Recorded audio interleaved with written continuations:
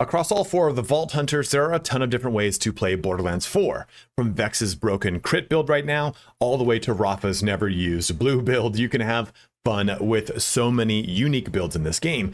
But are all four of the Vault Hunters balanced? Does one shine or stink more than the others? Well, in this video today, I want to discuss this subject, mainly as it pertains to Amon the Forgeknight, my personal favorite and main character. If this is your first time on my channel, the way I do things is by upfronting the knowledge in my videos. So with that being said, let me just answer the clickbait title up front. No, Amon is not the weakest Vault Hunter, because that would imply you cannot beat the game or Ultimate Vault Hunter mode, or UVHM 5 with him. You absolutely can. Going from 1 to 50, all three of his trees are totally viable and they're a blast. I loved playing green. I had a great time switching to blue, and I love punching everything in sight with red. But as you cross into the harder content, the issue is not that Amon is terrible or anything, it's that his builds start to become very strict. We'll be showing this off by looking at the other characters, but Amon does not have a lot of direct damage reduction or sustain, quote unquote, via health or shield regen. He really revolves around melee damage, and that granting him overshield to stay alive. Both action skills in the green and red trees don't give any active defenses the way that the blue tree does. So I feel that the build diversity beyond UVHM2 starts to dwindle because survivability for him is his biggest problem. Now, you also need to consider that this is just my opinion, and I know that some builds absolutely destroy the higher difficulties. I'm just saying that Amon's trees feel like they have less synergy and require more specialization to get the most out of them, both damage and survivability wise, in the higher tiers of the game. The biggest takeaway here is that he's not mechanically a broken character or anything. Slight tweaks to passives or increased thresholds via patches would help keep build diversity alive without completely rewriting the character. But that's it, too long didn't watch this entire video. I'll be showing off the trees of the other characters to discuss how they can layer defense and offense a lot easier versus Amon, but if that's all you wanted to know, please feel free to shut the video down. I want to be respectful of your time. You can navigate to any part of the video that interests you the most using the chapters of the timeline in the description. And before you head out, if the info in this video ends up being helpful, please don't forget to like, comment, or subscribe.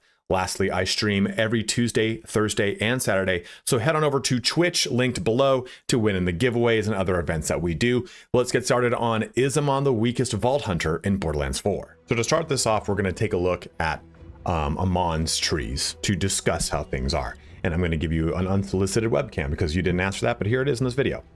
So we've got three trees from Amon: Cybernetics, his green one, Scourge, his blue one, and then Onslaughter, his red one. And I'm using Mobalytics for this because it's just a little bit easier than me trying to do it in the game and pull points here and there. But the biggest thing here is that the only real guaranteed form of defense that we get from Amon is this right here.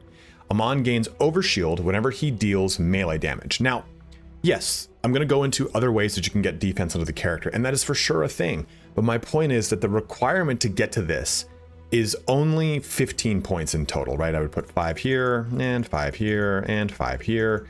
This gets this turned online, and it's quite good. Oh, but I now need to rely on melee damage, meaning anything in the green tree that does not really rely on melee damage. The green tree is really kind of more of a ranged build. Even if you go with forged drones, they do melee damage, but they don't trigger stuff like this for you because he has to deal the melee damage to trigger this that would give him overshield. So that's his really only true active defense, quote unquote. Let's clear that out. Pop on over to the blue tree. Now there are definitely things that are going to help him, like this right here. This increases his total health capacity and his rep kit healing. So now rep kits can actually heal you for more. This does give you some health regen, but it's every time Amon takes or absorbs non-status effect damage, he gains a stack of Resolute for a duration, which increases his effect. So the amount of health regen from this is not really a whole ton, because you have to take damage to do it. And if you're taking damage, it's really not going to be fun. Now, of course, you can use Scourge, which would be the portion that says absorbs non-status effect damage. So you can find ways to get this to work. But this gets back to the point that Scourge becomes one of the only ways to really sustain the later portions of the game, or really stacking heavy into Onslaughter builds. Those are the two builds that really shine for Amon in the latter portions of the game, because you can just constantly spam things with melee damage using a legendary for Scourge, and Onslaughter is just is just melee damage. So you can just kind of go to town with that. So those two things are a lot of his defense. If I come over here into the green tree, there is no real true active defense. Anything on this is like you get stuff like this, detonates partially restore Amon's shield and ordnance cooldown, but the detonations are what do that. Detonations are part of how the green build does build, but the required investment into this is substantial. So it's 35% on the shield restoration, which is cool and all, but you have to go down this. And this also implies you want to go into this tree as it is. So that relegates you to a limited approach to this build. Anything that I think that is up here in this top, let's just say root versus the branches, or the tree versus the limbs. I don't know what you want to say. I'm not a arsonist. No, botanist. No, arborist. Those things I feel are easy to flex, right? I can take 5, 10, 15 points into these top portions and then jump into another build. My current build is a Scourge build that is almost entirely a red build. So that's kind of my point here, is that you can pull more from it, more from a build diversity by using these. So you get a lot of cool things in these builds, but the builds do become stagnant. And even further too, like, hey, damage reduction, where's damage reduction for Amon? It's only right here. This is the only one that does damage reduction, but it's based on his distance from the enemy, and he has to be closer. So at 5 total points, if I'm close, quote unquote, whatever that means, then it is 61% damage reduction, which is a pretty substantial amount. So even just actually 1 point of this is 17%. It's a pretty huge one, right? This has, as you can see, it goes 17 to 28, so that's 12, and then it goes up 11, so it has diminishing returns attached to it. But this is one of the only damage reduction passives that you actually tap into with Amon. So you can see that there are a lot of things he's got going for him that he can do tons of cool damage with. The damage does become a bit of an issue. Like if you want to go with the green tree, I was doing a summons build where I was just using forged drones. The forged drones scaling is kind of a little funky because they scale off of cryo and melee, but not necessarily the same way that other abilities do. So there's a little bit of those issues attached to it as well. There is another little bit of an active restore in Primal Surge. Whenever Amon applies a status effect to an enemy, there's a chance to apply or to partially restore his shield and ammo. So there's a 25% chance to restore at max 15% shields. So I don't know the wizardry of percentages and what the actual chance is. Like you can take that restore chance and the restoration amount and do what you like trigonometry or something, and it results in a percentage that says the actual. This thing is like, oh, it's like a 3% chance that this actually all works. I don't know. I'm not really good with numbers, but my point remains here is that Amon just does not have enough under the hood to really give him staying power through the longevity of the upper portions of the game outside of like 1 or 2, well, 2 or 3 builds. Now let's take a look at some of the other skill trees, starting with Vex. And Vex is kind of a little wild. Something that Amon doesn't have as well is a ton of cross tree synergy. All of it really kind of comes down to either ordnance damage or melee damage. With Vex, she has a lot of summons. Well, so does Amon. Amon can summon up a ton of forged drones, and it's a really fun build actually, but the only way to benefit those forged drones is directly through that green tree. The other way to do it too is like you can add ordnance damage into the build, and that will help out one specific forged drone, the hammer forged drone. But taking a look over here, we just get this right away. Kill skill, Vex and her minions gain overshield. While Vex has overshield, she and her minions gain health regen. There is a lot of health regen, and there's a lot of overshield, stuff like that is just kind of peppered into this build. If I did nothing but stay in red for her, I mean, kill skills give overshield at 20% overshield is great. And while she has overshield, she and her minions gain health regen, so I can basically constantly have my health being regenerated as long as I'm keeping up kills. Now this of course suffers when you come talking about like boss sustain, because you need minions to do that, but you can have plenty of ways to trigger these kill skills as you go down into stuff like this. And I'm trying to stay up here to give you a sense of why these top trees are a little bit more beneficial. Even coming over here, her green tree is disgusting. Like kill skill, restore rep kit cooldown by a percentage. When Vex uses a rep kit, she and her minions gain increased movement speed. Now movement speed isn't a direct defensive characteristic, as an indirect one. If you're moving faster, you can probably dodge it a little bit easier. But she has Energy Vampire, which gives her overshield for things that are afflicted by a status effect. She has Lifesteal on this one. Gun and skill critical hits have a chance to imply bleed, causing nope, that's not the this is one of the this one. While Vex is attuned to kinetic, she gains increased life, steal, and reload. So there's a ton of layered defense into these two trees that we've just talked about without even having to go beyond 10-point investments, and that's pretty significant. Even jumping into blue too, it's the whole top is disgusting. Vex and her minions regenerate health over time, reload speed on fullness of health, and Vex and her minions get increased damage and max health capacity. Those two things work so well together. I think there's another one too with this. Oh, kill skills are triggered whenever Vex's minions die. That can help out with like these two in specific.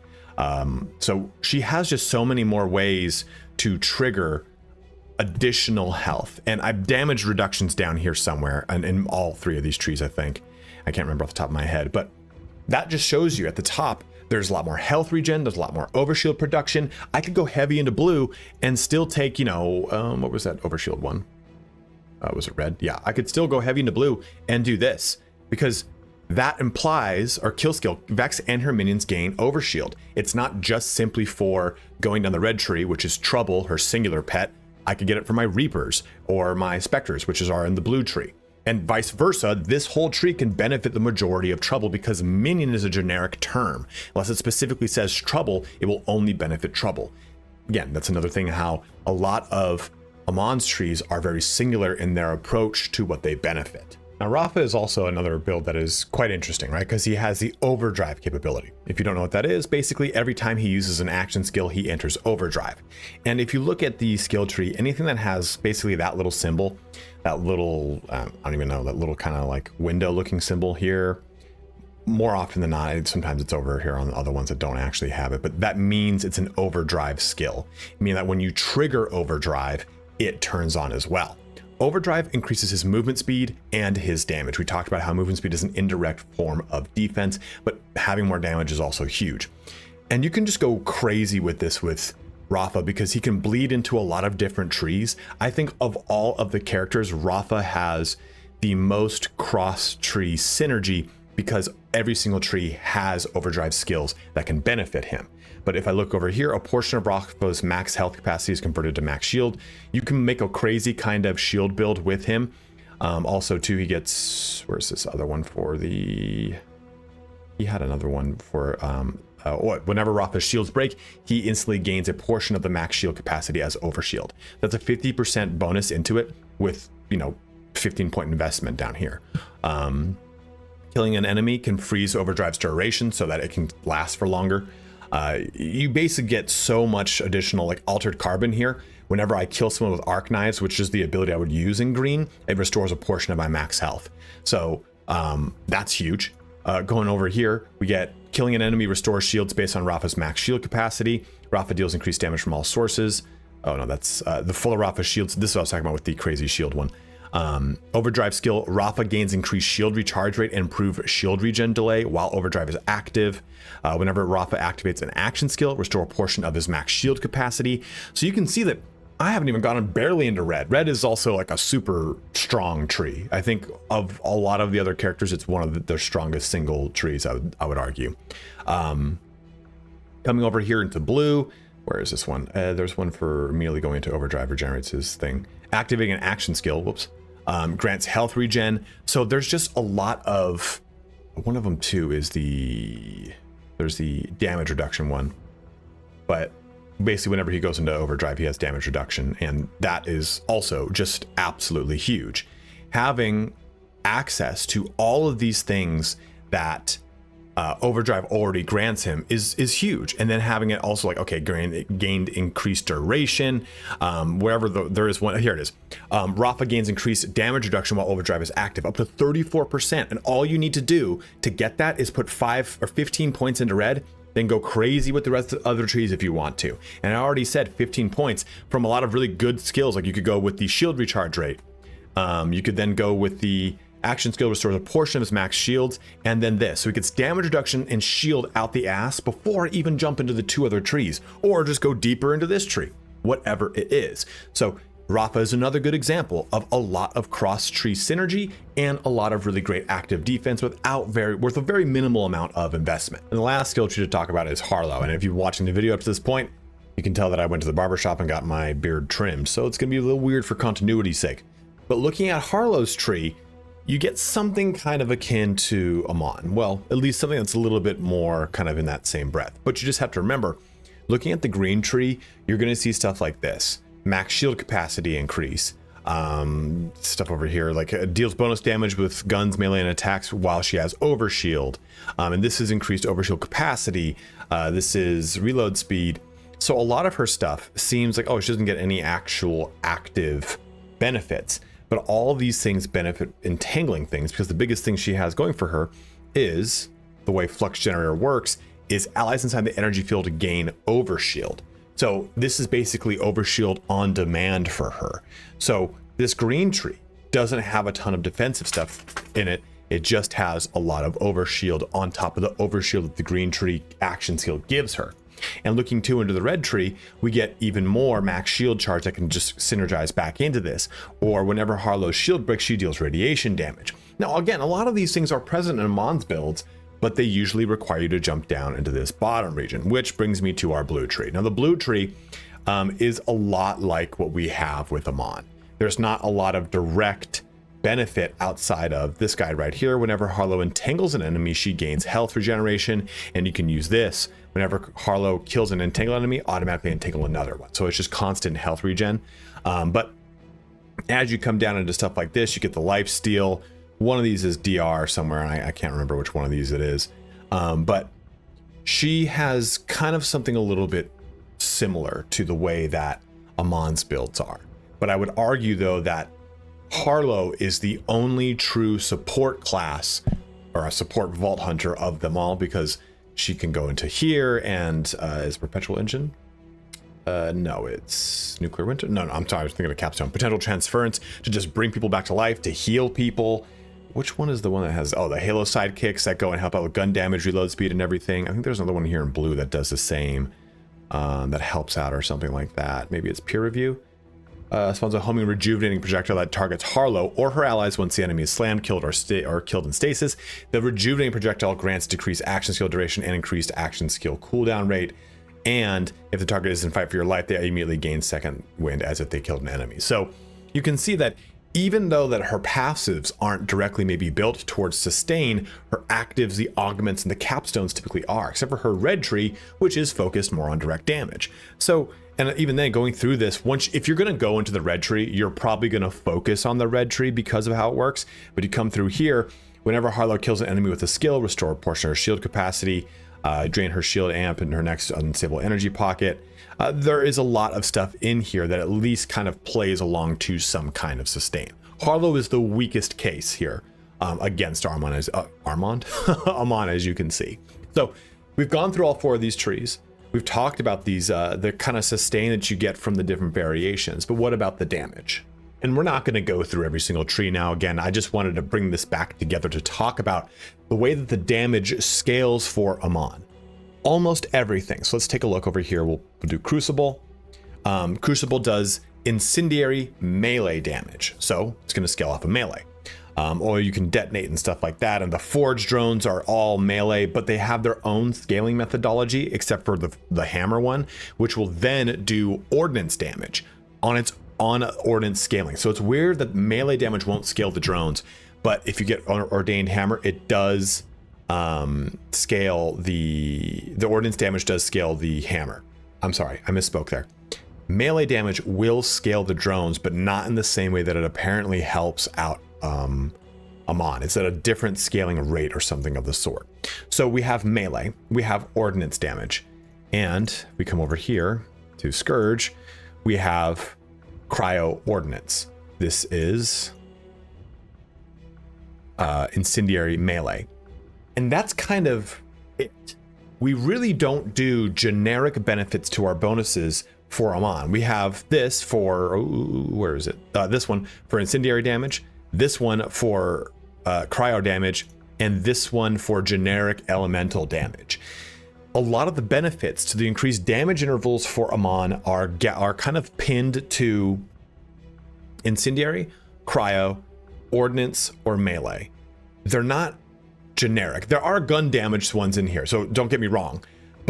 And there are action skill ones in here. Again, don't get me wrong. There's an action skill one right here. That is a straight action skill and melee skill damage upgrade. This is like one of his best in passives because it applies to almost every single build. You have these for forge skill damage, which is basically his secondary action skill that he gets access to. You have access to forge skill cooldown rates. But a lot of the other builds, if we go ahead and maybe I'll pop into Rafa real quick. And the most disgusting of them all, the red. A lot of these things are overdrive skills, or they're generic benefits to specific things, or I'm sorry, generic benefits to the build as a whole. Ordnance bonus damages current weapon element. Where is it? Killing an enemy restores shields. That's not it. Rafa deals increased damage from all sources. This is, of course, the fuller Rafa shields are, the greater the bonus. There is a trade-off here, but this is over here. This is just increased gun damage. There is less of these generic benefits for Amon. They're usually some form of layered benefit. You have incendiary, you have cryo, you have skill and melee in that one pocket, but that's it. The rest of his skills usually need to play along with something else that he's starting to build into. So what that means is you can get a little bit of points in an individual tree off of and any other character other than Amon, and feel a lot of return. This is a straight up reload speed, which I think Amon has in like one of the first two anyway. This is straight up gun damage. I can put 10 points into two trees and go 100% into green after that and get quite a bit of return. For Amon, it's too nested. It needs me to step down in the tree quite a bit. So if I'm just kind of coming back over this, let's just say I'm trying to go with a blue build, and I'm going to do this, I'm going to do this. So I've now invested 10 points to get that skill damage and that melee damage. That's my point. It usually takes a little bit deeper of a dive, or hey, you know what? I really want that DR. Okay. Now I'm 20 points in the hole over here on the red build. One of the best things that Amon has access to is Berserk, and it's right over here. Well, that's 5 points sunk into it because this is going to give me a 30% damage to cryo, gun, and melee damage. Well, you know what? We should probably do this for a kill skill.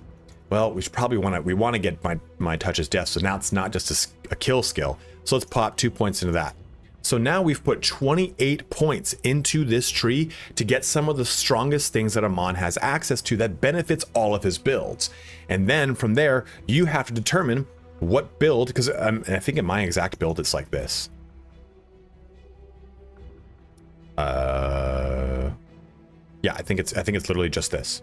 I think I'm missing like by a couple more points, and I think I put them into I put like 2 here. Actually, I think I put 3 there, and I put a little bit into there. Yeah, I think I did this. Something like that. That's like my exact build, give or take a couple points here and there. And I'm focusing on a blue build. For some reason these aren't turning on. This should turn, oh, it will turn on if I do this. That's my build. I have foregone using a capstone because there's just too much benefit away from the tree into the red tree that then makes this a better build.